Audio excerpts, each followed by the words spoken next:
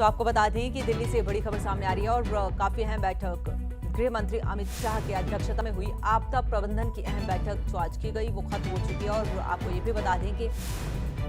बिपरजॉय तूफान के हाट के बीच इस बैठक में मंथन किया गया और साथ ही सभी राज्यों के आपदा प्रबंधन मंत्री इस बैठक में मौजूद रह गए। आपको ये भी बता दें कि उप मुख्यमंत्री दुष्यंत चौटाला भी इस बैठक में मौजूद रहे। बैठक हुई है डिजास्टर मैनेजमेंट के ऊपर। जैसे 2014 में नेशनल डिजास्टर के ऊपर एक मैनुअल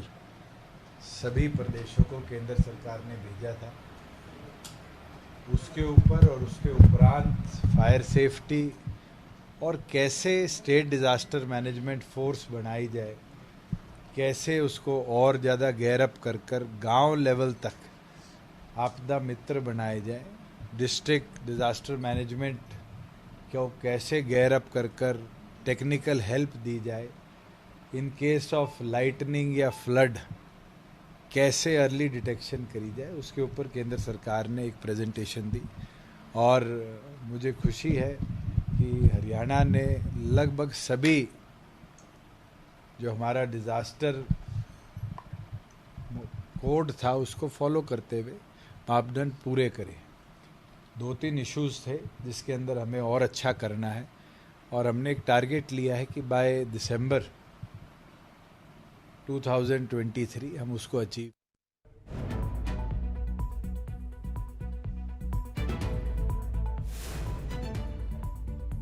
ज्यादा जानकारी के साथ हमारे सहयोगी विनय सिंह जुड़े हुए हैं। विनय, जानकारी चाहेंगे, आज काफी अहम बैठक गृह मंत्री अमित शाह की अध्यक्षता में की गई, क्या कुछ और मुद्दे इस बैठक में रहे?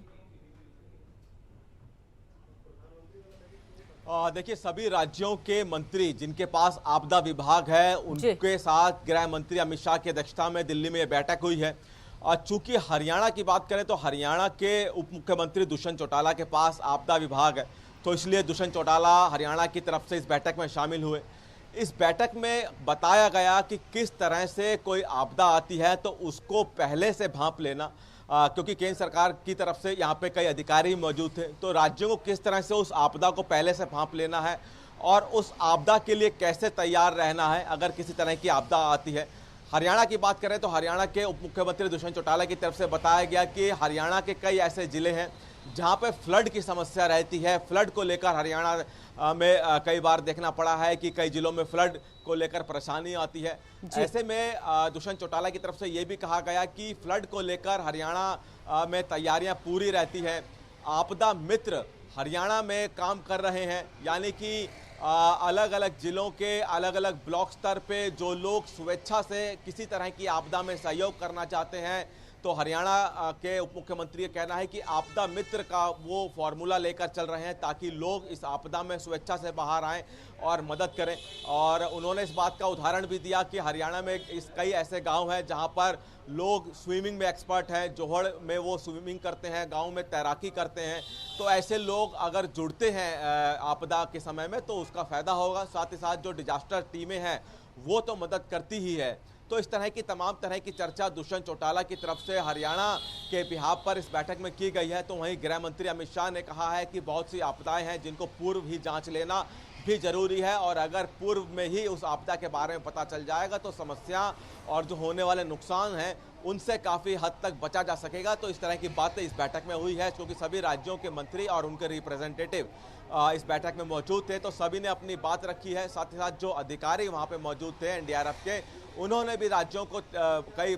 बहुत सी अहम बातें बताई हैं ताकि आपदा आने पर किस तरह से उनसे निपटा जाए, इस सब पे विचार किया गया है। क्योंकि विनय, हमने देखा कि 2047 तक हर 5 साल में आपदा प्रबंधन के दृष्टिकोण को बदलने का लक्ष्य जो है वो सरकार की तरफ से किया गया है कि कुछ ना कुछ इसमें चेंजेस जरूर लाए जा सकते हैं और काफी अहम बैठक आज भी की गई है, तो कुछ चेंजेस इस बैठक में लाए गए हैं।